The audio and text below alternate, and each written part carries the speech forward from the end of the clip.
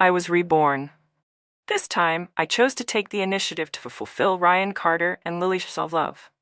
Ryan said Lily was in poor health, so I gave up my job and applied to be transferred to the countryside. When Ryan wanted to bring Lily home to take care of her, I voluntarily moved out to give them space. In my previous life, when Lily was critically ill, everyone urged me to divorce, just so their love wouldn't have any regrets. Even my daughter resented me, calling me selfish and self-centered. But what no one knew was that I was also terminally ill, with only a short time left to live. Listening to Director Wilson saying how considerate I was, I almost cried. Because somehow, I had been reborn. I had returned to the exact moment when Ryan asked me to give up my job for Lily. I decisively put down my pen and said to Director Wilson, "Director, I'd like to give my job to someone in even greater need." Director Wilson froze, looking at me strangely. "Didn't your fiancé ask you to give this job to Lily Shaw? If you give it to someone else, how will you explain it to him?" My fiancé, Ryan Carter, was a well-bred, elegant military officer from a prestigious family. Everyone praised him as the model soldier, the perfect gentleman. They all said I wasn't good enough for him. If it weren't for my parents, who were martyrs, even being a housemaid in Ryan Carter's family would have been considered a privilege. I smiled and said to Director Wilson, "Director, I want to respond to the call of the new era, free love. We no longer support arranged marriages like in the old society. And as the child of martyrs, I should set an example and actively help those in need." Hearing my passionate speech, Director Wilson was so moved that he clapped enthusiastically, his eyes filled with admiration for my sense of duty. Seizing the moment, I submitted my application to be transferred to the countryside. Women can hold up half the sky. Everyone has a responsibility to build the nation. As I left with my approval notice in hand, I could still hear Director Wilson singing my praises. In my previous life, I didn't go to the countryside, because in just a few days I was going to marry Ryan Carter. Soon after the wedding, we had a child. And I stayed home to take care of the family while Ryan remained in the military. As he climbed the ranks and was assigned to different places, we began a long-distance marriage. But wherever Ryan went, he always took Lily Shaw and her son with him. Outsiders praised him for being loyal, devoted, and honorable. Only I knew his true nature, his coldness, his indifference. He left me behind to care for our child and his elderly parents, expecting me to clear up every rumor for him. I watched as our daughter grew from a baby into a toddler, and then step by step, she drifted further and further away from me. Eventually, she married Lily Shaw's son, turning them into a real family. I was confused. I was furious. But Ryan Carter accused me of being petty and narrow-minded. With just one dismissive sentence, he completely crushed me. What was even more laughable, no one even told me about my daughter's wedding. Afterward, Ryan showed me the photos. He said, "Don't be upset. She just didn't tell you because she knew you wouldn't approve." In the photos, my daughter was holding Lily Shaw's arm intimately, as if they were the real mother and daughter. How long had it been since she smiled at me like that? Ever since she started dating, she had grown impatient with me. She even repeatedly urged me to divorce.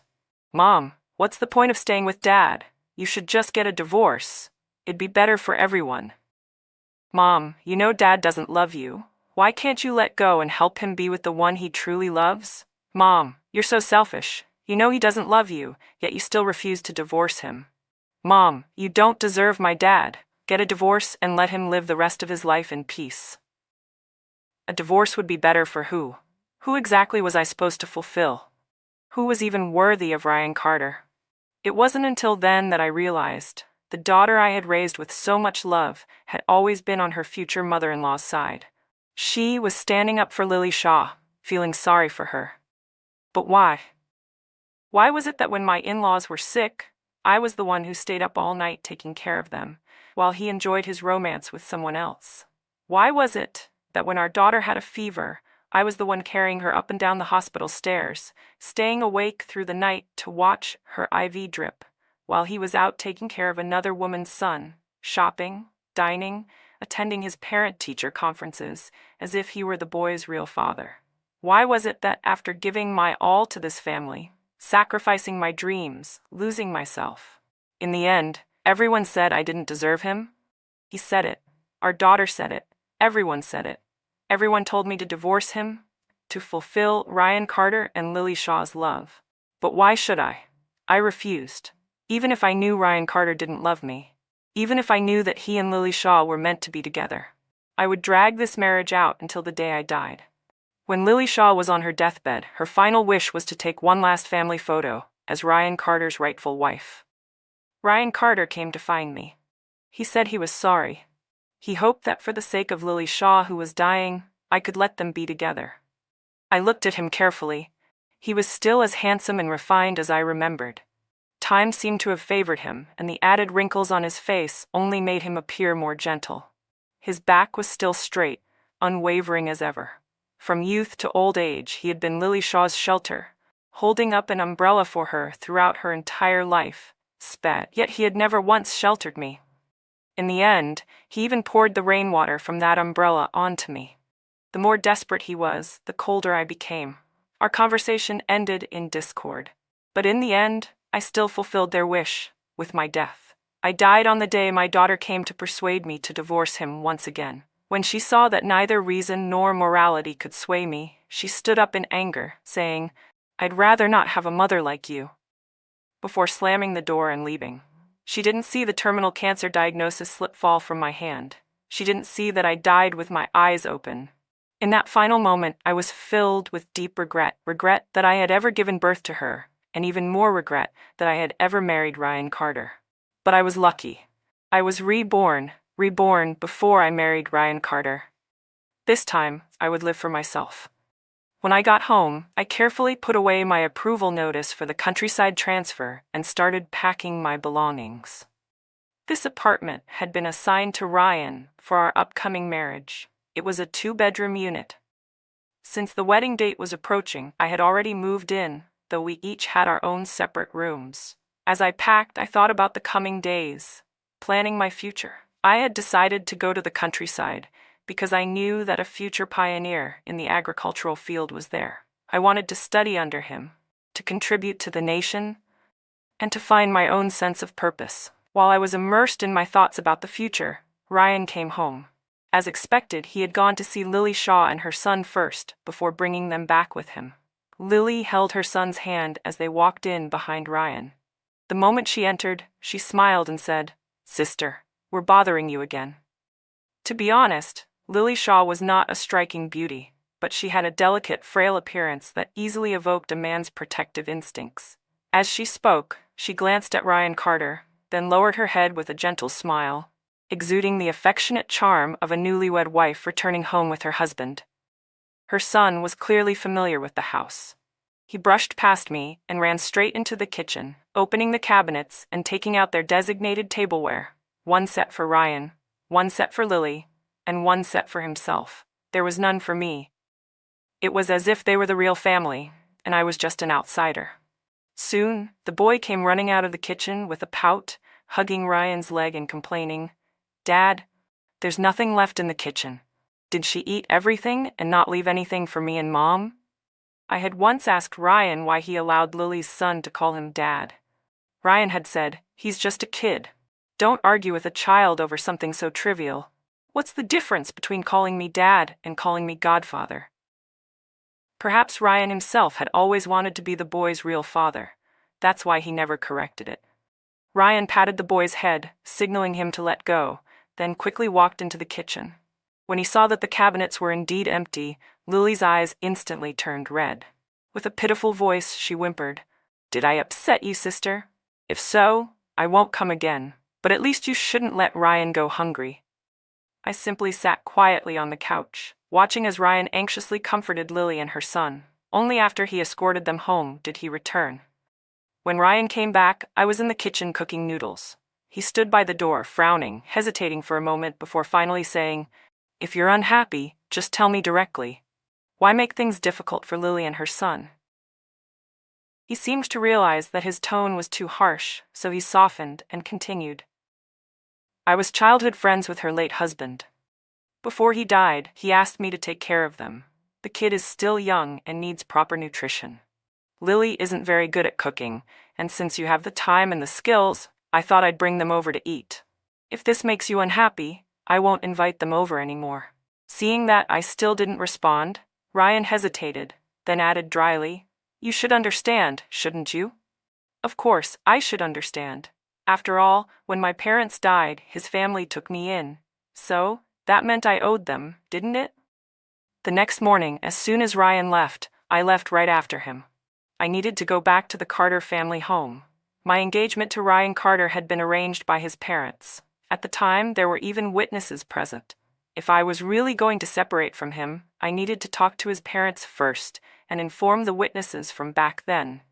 That way, neither of us would have any trouble marrying in the future. After packing my belongings, I bought a few gifts to bring home as a courtesy. I walked slowly, savoring the thought that in just a few days I would finally leave this place and start my life over.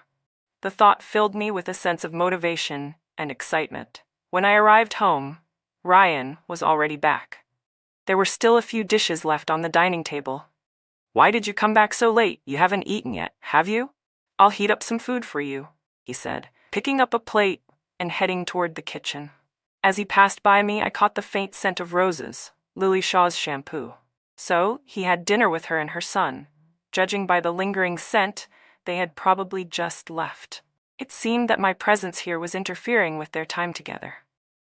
"I already ate," I said simply, then went straight to my room. Most of my packing was done. I hadn't brought much with me to begin with, so I only needed to check everything once more tomorrow. Since I had already decided to leave, I wanted to make a clean break, no traces of myself left behind. Feeling tired, I stepped out to the living room to get a glass of water. Ryan's door was slightly open. The moment he saw me, he held up the marriage application form and asked, "Which day do you want to set for the wedding?" I glanced at my packed luggage in the corner before replying. "Marriage is a big event. There are many customs to consider. I'll go home tomorrow and ask Uncle and Aunt about it." Ryan nodded in agreement. In reality, submitting the marriage application was just a formality. In the eyes of others, we were already a couple. I had lost my parents at a young age, and with no other family left, Uncle Carter took me in and raised me as his own. He and Aunt Carter had always treated me well, like their own daughter. Ryan had always been the golden child, the one every parent admired. Handsome, intelligent, well-mannered, excelling at everything he did. He had always been kind to me as well. It was only natural that I fell for him. Aunt Carter noticed my feelings, and after discussing it with Uncle, they decided to arrange our engagement. In her words, "No matter who you marry, I worry you'll be mistreated. The only way I can be at ease is if you stay in our family." But the truth was, in my past life, the greatest pain I suffered came from Ryan Carter and his mother. I sighed. I had already repaid Uncle and Aunt for their kindness with my previous life. This time, I only wanted to stay far away from Ryan and live for myself. The next morning, I was surprised to find that Ryan was still at home. As soon as he saw me, he got up and went into the kitchen, bringing out a bowl of noodles and a glass of soy milk. This was the first time since I moved in that we had breakfast together. Ryan suddenly asked, "What time are you heading home?" "I have the afternoon off. Why don't we go together?" I froze for a moment. "You have time?" He nodded. "Marriage is a big deal. There are still a lot of details to discuss, and you've packed so much stuff, it'll be inconvenient for you to carry it all by yourself. We should go together." I instinctively wanted to refuse, but before I could come up with an excuse that wouldn't raise suspicion, the door was suddenly flung open. A young boy ran inside, tears streaming down his face, and threw himself into Ryan's arms. Ryan immediately hugged him, his voice full of concern. "Noah, what's wrong? Why are you crying?" His expression suddenly turned anxious. "Did something happen to your mother?" Noah hesitated for a moment, sneaking a cautious glance at me before finally whispering, "Mom told me not to come find you. She said Auntie doesn't like us. Once Auntie and Dad get married, we won't be able to come over anymore. I won't be allowed to call you Dad anymore." In my past life, this boy was the one who led my daughter away from me. He was the one who made her drift further and further from me. How could I not resent him? Noah sobbed. "The other kids say I'm just a fatherless stray." Hearing this, Lily Shaw was heartbroken and had locked herself in her room, crying. Ryan scooped Noah into his arms without hesitation and rushed out the door to comfort Lily. He didn't even have time to say a single word to me before leaving. I cleared my throat. Sure enough, it was true love. Now I no longer had to find any excuse to refuse him. I happened to want to go back alone. Before leaving, I glanced once more at the date on the transfer notice, then left happily. Today, I was determined to cancel my engagement with Ryan Carter. Although I felt a twinge of guilt toward Uncle and Aunt, forced love is never sweet, and they never really wanted us to become a couple anyway. When Uncle and Aunt saw me return, they warmly took my hand and fussed over me. Uncle kept glancing behind me now and then, and when he realized I was alone, he grumbled in displeasure. Aunt also complained that Ryan Carter was too inconsiderate. I looked at Aunt several times, hesitating to speak, but Uncle waved his hand to interrupt her and said kindly, "Sweetheart, if you have something to say, just tell us directly. We'll handle it for you. Don't be afraid." I pressed my lips together and finally said, "Uncle, I want to cancel my engagement with Ryan Carter." Aunt's face turned ashen. Uncle immediately grasped my hand tightly and asked, "Is it that Ryan bullied you, or did he do something to hurt you?" Bullying? I thought bitterly. He had indeed bullied me in my past life and never once apologized. I fell silent and lowered my head as an eerie quiet settled over the room, broken only by Aunt's soft sniffles. Then Uncle and Aunt began to comfort me. "Sweetheart, don't be afraid, we're here for you. That boy wouldn't dare bully you. Even if he has someone in his heart, we will never allow him to bring her into the family. Once you marry Ryan, you're meant to live a steady life. In time, things will get better. Besides, Aunt and I will always back you up. If that boy dares to bully you, I'll have him break his legs. You're just a girl. If you cancel the engagement, what will you do? Your parents entrusted you to us. How could we face them then?" After half a day of pleading, I stared blankly, unable to respond. With a resigned sigh, Aunt patted my back sharply before wrapping me in a tight embrace and weeping. "Sweetheart, how much have you suffered? Ever since you were little, you've endured everything without complaint. Once you've made up your mind, you never look back. You'll only get hurt if you continue like this." After Aunt had cried her fill, she took my hand and, with Uncle by her side, said, "Let's go find the witnesses. This engagement is off, and later we'll find a better match for you." I silently followed Aunt as the witnesses rewrote a new statement, signing and stamping it. Holding that document, I exhaled a quiet sigh of relief. Everything was finally over. I knew Uncle and Aunt had my best interests at heart. After all, in everyone's eyes, Ryan Carter was a golden boy with a bright future, envied by all. That was why they had carefully considered my cancellation request, despite me simply saying, "We just don't suit each other." It was undeniably a stubborn decision on my part. But whether they feared I'd be mistreated or were simply indulging my choices from my past life, I couldn't and wouldn't explain further. I couldn't tell them that Ryan Carter neglected me for Lily Shaw, that my daughter had become Lily's little confidant, or that in my previous life I died with my eyes open. Everyone said I was the stumbling block to the happiness of Ryan Carter's entire family. No one said I was the legitimate wife whose presence had disrupted the family, or that despite having a husband and a daughter, I lived like a lonely outcast. Now that the engagement was finally canceled, I felt an immense sense of relief. Tearfully, Aunt kept apologizing to me while Uncle, though silent, solemnly told me as he saw me off that from now on I was truly their daughter. If I ever suffered injustice out in the world, I should come home. I knew Uncle and Aunt genuinely cared for me, treating me as their own, yet I still hadn't told them about my plan to go to the countryside. By the time the bus reached the station, it was very late. I got off, planning to buy some steamed buns nearby before heading home. When I reached into my pocket, I found several bundles of money, $500, probably secretly slipped in by Aunt when she hugged me. Tears welled up in my eyes. Uncle and Aunt are truly wonderful people. It's just that Ryan Carter and I were never meant to be. As soon as I reached the building entrance, the neighborhood ladies sitting around chatting turned their eyes toward me, their gazes filled with curiosity and something else, pity? I tugged at the hem of my coat as Aunt Fang, who lived next door to Ryan Carter, brushed the sunflower seed shells off her lap and pulled me aside to a quieter place. As we walked, she scolded me in a hushed voice. "Sweetheart, you're just too kind. How could you let just anyone into your home? Ryan Carter is a golden boy. Do you know how many girls in this compound have their eyes on him? You'd better keep an eye on him. And that widow, trouble always follows women like her. Everyone in the compound keeps their distance from that mother and son, yet you two keep bringing them into your home like saints. Good thing you came back tonight. If you hadn't, with all that ruckus in the afternoon, who knows what the entire compound would be gossiping about tomorrow. That Lily Shaw, she doesn't seem like someone who knows her place. You'd better be careful. If anything happens, you can always come talk to us." Only then did I understand what had happened.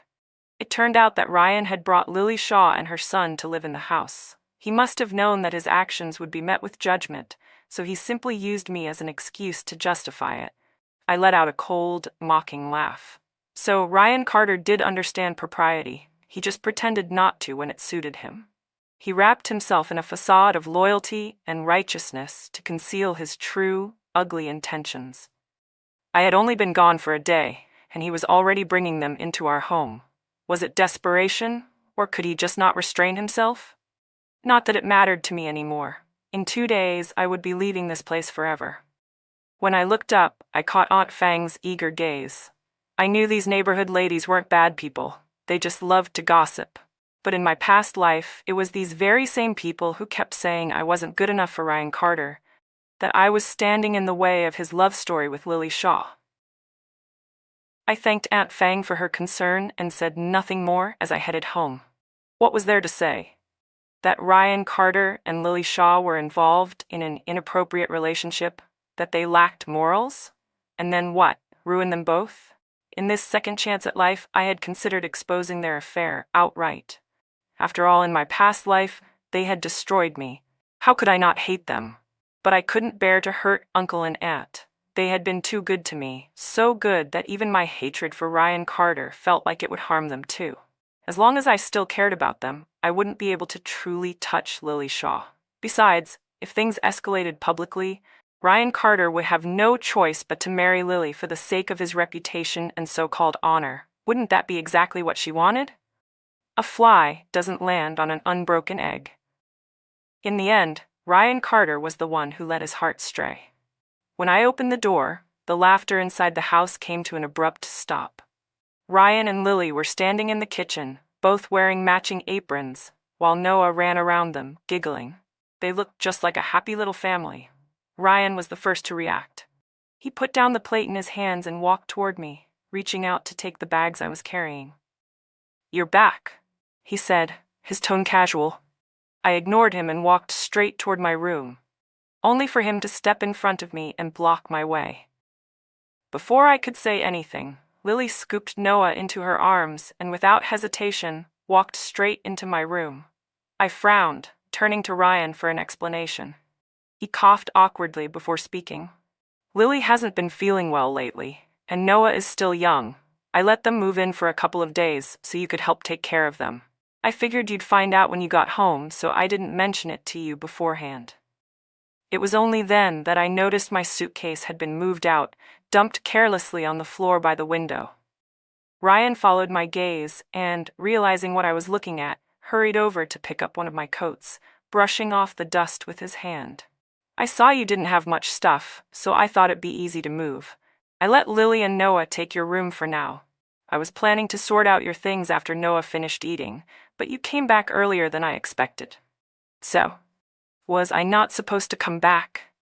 Seeing that I was still silent, Ryan shifted uncomfortably before adding, "We're getting married soon. Why don't you move into my room instead?" I didn't say anything, but I followed him inside anyway. On the table, the marriage application was still sitting there, with the wedding date left blank. After setting my things aside, Ryan sat down across from me. "How are my parents? What did they say about the wedding?" I paused for a moment before saying, "Uncle and Aunt are doing well. You should visit them more often." Then I added, "As for the wedding, Uncle and Aunt want to ask around for advice first. There's no rush. We'll wait." After all, in 2 days, I would be leaving this place. The longer I could delay things, the better. Ryan Carter suddenly chuckled. As long as you visit, they're happy enough. Why would they need me to go back? I had no interest in entertaining his jokes. I merely nodded absent-mindedly, eager to go to bed. "Dad, I'm hungry," Noah called from the living room. Ryan asked me to join them for dinner, but I shook my head. "I already ate," I replied. He left, and soon the scent of food filled the air, accompanied by the cheerful laughter of what sounded like a happy family. A doting father, a gentle mother, and a good son. Lily Shaw really did have a good son, at least one who loved his mother. He was better than my daughter had been. I shook my head, forcing myself not to dwell on the past. I was jolted awake by Noah jumping on the bed. He was using Ryan's bed as a trampoline, completely disregarding the fact that I was sleeping on it. When he saw I was upset, he immediately burst into loud sobs. Lily and Ryan rushed in at once. I kept my expression cold and said, "Apologize." Instead of apologizing, Noah saw Ryan and immediately played the victim. "Dad, I hate this auntie. She doesn't like me or mommy. She bullies us. Dad, don't marry this mean lady. Dad, can you kick her out?" Lily's eyes welled up with tears as she sobbed pitifully. "I'm so sorry, sister. It's my fault for not teaching Noah properly. Please don't be upset. Even if you don't like me, don't take it out on a child. Noah is just a kid after all." Ryan, looking distressed, held Noah in his arms and comforted him. Then he glanced at me disapprovingly, silently urging me to apologize to Lily and her son. I had no patience for their hypocritical act. Without a word, I stood up, grabbed my packed luggage, and prepared to leave. Ryan quickly blocked the door. "Where are you going? It's late. Why are you running off just because of a child? You're an adult. Why are you being so petty?" Seeing that I was truly furious, Lily hurriedly took Noah from Ryan's arms and retreated into her room. Ryan forced me to sit down on the bed and dragged a chair over to sit across from me. He had just opened his mouth to speak when I stretched out my wrist. Where Noah had stepped on me earlier, a red and swollen mark had already formed. Ryan's words caught in his throat. His face turned red, as if he was struggling to justify himself. After a long moment, he finally spoke in a pleading tone. "Noah is just a kid. It hasn't been easy for Lily to raise him alone, of course. She's put all her love into him. You're an adult. Can't you be more understanding? Noah never had a father growing up. If anyone should understand him, it's you. I know you don't like Lily, but do you really have to push them away like this? Can't you just apologize and make things right?" I let out a sharp laugh. "I'm not the one pushing them away. I'm leaving on my own, making space for them. You didn't even tell me before bringing them into this house. You threw my things outside. Isn't it you who's forcing me out? You wanted to bring them home, so you used me as a shield. So you do know that what you're doing is shameful?" Ryan's face turned pale. His hands trembled as he pointed at me, but for a long time, he couldn't say a word. In the end, he stormed off. That very night, I moved out of Ryan Carter's house. The commotion wasn't small. Several neighbors peeked out from their doors and windows, curious about what was happening. But none of it concerned me anymore. I had no intention of ruining Ryan Carter. But if he wanted to destroy himself, I certainly wouldn't stop him. There was a guest house near his place. That night, for the first time since my rebirth, I slept soundly. The next morning, I was awakened by the sound of furious knocking. When I opened the door, I found Lily standing there, her eyes red with anger. "Did you do this on purpose?" she demanded, her voice trembling. I remained silent. It turned out that after I left with my luggage last night, rumors had already spread through the entire compound by morning. Everyone was whispering about Ryan Carter and Lily Shaw's affair, casting judgmental glances at them wherever they went. Lily, her eyes blazing with fury, snapped, "Do you really think moving out will make Ryan marry you sooner? Or do you think that by making a scene like this, Ryan will abandon me and my son?" Lily Shaw sneered, her voice filled with venom. "Let me tell you something. Ryan Carter will never marry you. And no matter what you do, you'll never be able to get rid of me. You can't win against me." With that, she covered her face and ran off as if she were the one who had suffered the greatest injustice. In my past life, I had always known that Lily saw me as a rival. I knew she had feelings for Ryan, but I had never doubted my own relationship with him. We had grown up together, childhood sweethearts. Even when everyone said I was reaching too high by marrying him, I had never felt insecure about it. It wasn't until after we got married, when Ryan repeatedly defended Lily and her son without question, that I finally saw things clearly. In his heart, she and her son were what mattered most. That was when I gave up completely. Back then, I had thought to myself, if I ever had the chance to live again, I would leave Ryan Carter without hesitation. I would go out and see the world, experience the beauty of my country, and live for myself. So when Ryan came looking for me, I wasn't surprised. After all, last night's commotion had been quite big, of course. He needed to come up with an explanation. Just like in my previous life, when he constantly made me clean up the rumors and protect Lily's reputation, keeping her image untarnished for a lifetime. When he saw that I was calm and let him into the room, he visibly relaxed. "Don't be mad," he said. "Come home with me. I spoke too harshly last night. I shouldn't have made you apologize." I remained silent. I didn't agree, but I didn't reject him outright either. Ryan grew impatient. "You ran off in the middle of the night? Do you have any idea how dangerous that was? Lily cried all night out of guilt. She didn't even eat this morning before going out to look for you. You, of all people, should understand Noah the most. You grew up without parents, too." I cut him off coldly. "Ryan Carter, you know that losing my parents was the greatest pain of my life, yet you always use it to guilt-trip me. Every single time, you use my pain to force me into understanding Noah. You know I don't like Lily and her son, yet you keep making me accept them. You even brought them into our home without telling me, expecting me to take care of them." I scoffed. "You say it was dangerous for me to be out alone at night, but did you come looking for me? There's only one guest house near our home. Did you even spend a second trying to find me, or were you too busy comforting your precious Lily?" It was as if I had hit a nerve. Ryan stiffened, his voice rising defensively. "What do you mean by my precious Lily?"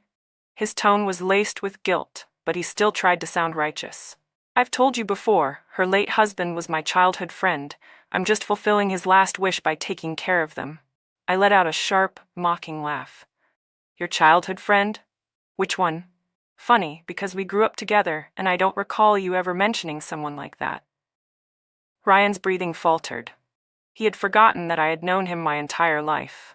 I knew every single one of his friends. In my past life, I hadn't questioned him because I had been blinded by my naive belief in love. In this life, I didn't question him because I simply couldn't be bothered to expose the disgusting truth hidden beneath his self-righteous act. "You use the excuse of fulfilling a brother's dying wish to justify your emotional entanglement with Lily," I continued, my voice sharp. "You paint yourself as a loyal, honorable man. But tell me, why aren't your other comrades helping her? Why is it only you who has taken her and her son in? Have you ever noticed how your fellow soldiers look at you when you're with her?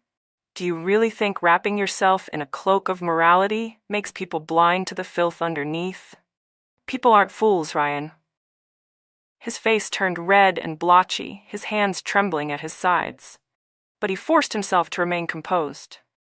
"I know you're angry right now," he said stiffly. "Stay here for a couple of days. Once I settle things with Lily and Noah, I'll come back and take you home." I smirked as he turned to leave.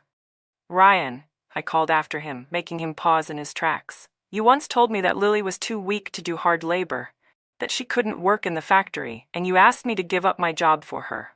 Well, I've already spoken to Director Wong about it." Ryan's face froze. The next moment he grabbed my hands excitedly. "Mia, I knew you were the most understanding." His expression lit up as if he had just won the greatest prize. "Don't worry. I promise I'll marry you." He was so eager, he didn't even have time to notice the scornful smile on my face before he rushed off. I watched him go, shaking my head in disbelief. How shameless did he have to be to think I would still want to marry him? Did he really believe that being his wife was some grand favor he was bestowing upon me, something I should be endlessly grateful for? That if I dared to refuse, it meant I was ungrateful and unreasonable? Without the illusion of love to mask it, Ryan Carter was nothing more than a self-absorbed, entitled man who made me feel sick to my stomach. The next morning, I arrived early at the meeting point. Director Wong, worried that I might not adjust well, had even arranged for a few people from the same rural assignment to look after me. I sincerely thanked him, then handed him a carefully prepared gift. It wasn't until I got off the train that I finally felt like I had left everything behind. I finally let out a long breath of relief. Unexpectedly, I met someone I had admired my whole life, Professor Michael Fang. In my past life, I had been trapped in endless household responsibilities, never getting the chance to pursue my own ambitions. But this time, I had finally broken free. I had time to learn, to grow, and to realize my own value. Aside from working, eating, and sleeping, I devoted every remaining moment to studying and researching agricultural science. Because of our shared interests, Michael Fang and I grew closer over time. By the time I saw Ryan Carter again, 2 months had passed. I wasn't surprised by his arrival. A month ago, Director Wong had written me a letter informing me that Ryan had learned of my transfer to the countryside. On the day I left, Ryan had taken Lily Shaw to handle some paperwork, only to find out that the job he had planned for her had already been given to someone else, a child of a fallen soldier. Upon hearing this, Lily had caused a huge scene on the spot, and Ryan's face had been dark the entire time. I wasn't sure whether his frustration was directed at me or at Lily's outburst. Now, standing before me, Ryan frowned and studied me from head to toe. When he saw that I was doing well, he let out a sigh of relief. "I don't agree to the engagement being cancelled," he said firmly. "Come back with me." I took a step back, putting distance between us. A flicker of hurt flashed in his eyes, and he anxiously stepped forward, his voice unsteady. "Mia, there's nothing between Lily and me. I only promised her late husband that I'd take care of her and her son. If you don't like her, I won't see her again. Mia, in my heart, you are my wife. The only person I've ever wanted to marry is you." I listened in silence. Under his hopeful gaze, I calmly replied, "Go home. Lily and her son are waiting for you." My single sentence shattered all the light in Ryan's eyes. His entire being radiated pain and despair. Ryan stayed for a few days, but I continued my life as usual, working, eating, and studying under Michael Fang. Ryan insisted on following me everywhere. Sometimes, when I had to carry heavy crates at work, he would rush forward to take them from me. "These are too heavy," he said. "I can't bear to see you struggle." I looked at him steadily. "These crates aren't as heavy as the ones in the factory. The work I'm doing here is much easier than what I did back there. You told me Lily was too weak to do hard labor, so you asked me to trade places with her, forcing me into factory work instead. But now you say you can't bear to see me struggle? Why?" The color drained from Ryan's face. His lips trembled. "Mia, I'm sorry. I won't do it again. Come back with me. Let's live a good life together, just the two of us, okay?" I rejected him without hesitation. No. When I discussed soil temperature and humidity with Michael Fang, Ryan couldn't understand a word. He could only stand by, feeling frustrated, just like I had once felt when I was left out, an outsider in my own marriage. Ryan started to subtly express his dislike for my closeness with Michael. He had overheard people saying that Michael and I were a perfect match. I met his gaze coldly. "There's nothing between us. I'm just learning from him. Shouldn't you, of all people, understand that?" Ryan was speechless. He had no way to refute my words. He must have remembered how he had once demanded that I understand and be patient with Lily and her son. Ryan had taken leave to visit. On his last night here, he got drunk. For the first time in 2 lifetimes, I saw him cry. Tears streamed down his face as he sobbed. "I was wrong. I regret everything. I've only ever loved you. From the very beginning, the only person I wanted to marry was you. Did you know? I begged my parents for our engagement. When you agreed, I felt like I had won the entire world. I've been waiting for you all this time. I only ever wanted to marry you. I can't live without you." Ryan cried and pleaded, repeating himself over and over again until he fell asleep. Even in sleep, he murmured my name, begging me not to leave him. I suddenly felt like crying, too. But more than that, I found it laughable. In my past life, I had screamed, cried, and begged. I had resented and regretted. And through it all, Ryan had stood by, cold and detached, watching from a distance as if it had nothing to do with him. When people said he and Lily were true love, he never denied it. When people said I wasn't good enough for him, he never defended me. When I lay dying, He never showed any concern. But in this life, I had taken the initiative to let go. I had given him and Lily the chance to be together. He cried again, begging me not to leave. It was both pathetic and laughable. Ryan Carter left, but every month, he wrote me letters. Along with them came his entire salary. He said he would always wait for me to return. He said he had already tidied up the new house. He said he had sent Lily Shaw and her son away. He said he had applied for a transfer to be stationed near me. He said he wanted to spend the new year with me this time. But in the end, he didn't come. Because he married Lily Shaw. From that moment on, I completely cut ties with Ryan Carter. Years later, after finishing my degree with Michael Fang, I entered a research lab. During a scientific conference, I unexpectedly ran into Director Wong and finally learned what had happened to Ryan Carter. It turned out that Lily had discovered Ryan's transfer request. She was terrified that if he left, she and her son would lose their only source of security.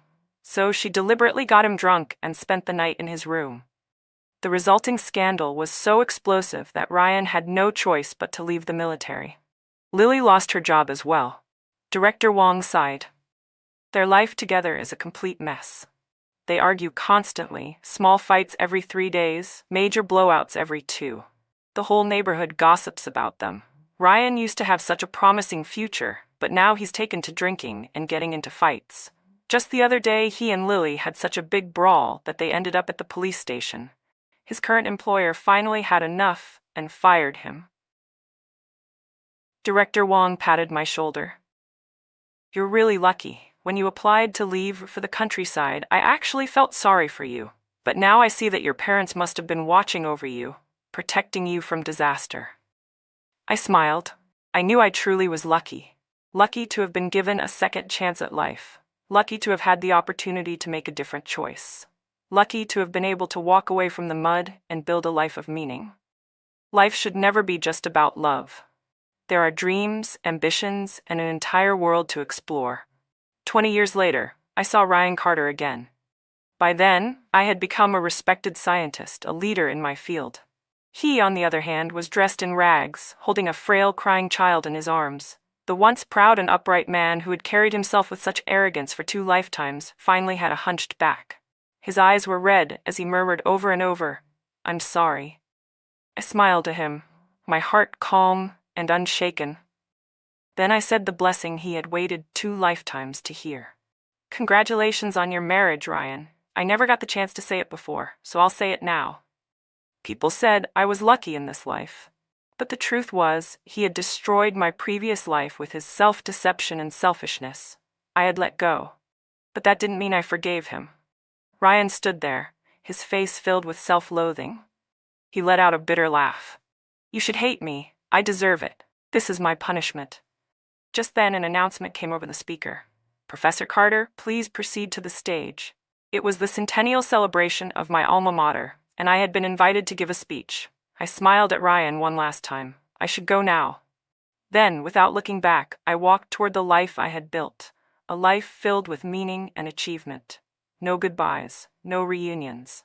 For the rest of our lives, we would never meet again. In this lifetime, I dedicated myself to my country, to scientific research, becoming someone worthy of admiration. Love may be disappointing, but effort never betrays you. Ryan Carter's perspective, after Mia left. After Mia left, Lily Shaw changed. She started finding ways to stop me from looking for Mia, even scheming against me.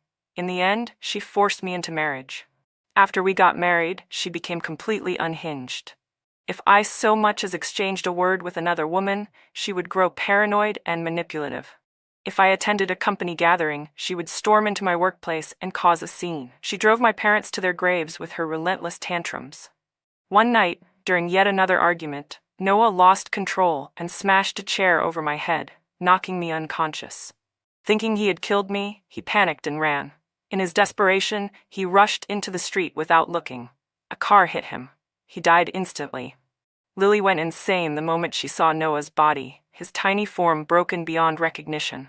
When I woke up, a new set of memories flooded my mind. And in that moment, I knew. I knew why Mia had been so desperate to leave me. I knew why she had chosen to go to the countryside. Why she had done everything to cut ties with me. and I knew that in this lifetime, there was no way to make things right. After Mia's death in our past life, I discovered the truth. Lily's so-called critical illness had been a lie. She had only pretended to be dying to force me into a divorce. By the time I realized my mistake, Mia was already gone. I had regretted everything. I had sworn to spend the rest of my days alone, keeping vigil over her memorial. But less than a year later, our daughter was tortured to death by Lily and Noah. I turned them in myself. I personally sent Noah to prison. Lily, filled with hatred, pushed me off a building, dragging me into death alongside her. In my final moments, I had only one prayer. If I could live again, I would never let go of Mia. Heaven granted my wish, but even after being given another chance, I still failed to cherish her. The baby in my arms let out a weak, kitten-like cry. She was hungry. She had been starving for days, and I had no money to buy milk for her. I could only feed her watered-down rice soup. She was Noah's daughter. After Noah died, his wife abandoned the baby and ran away. Now, she was the only family I had left. "Don't cry, sweetheart," I murmured, holding her close. "Grandpa will take you home for some rice soup." But I no longer had a home to return to.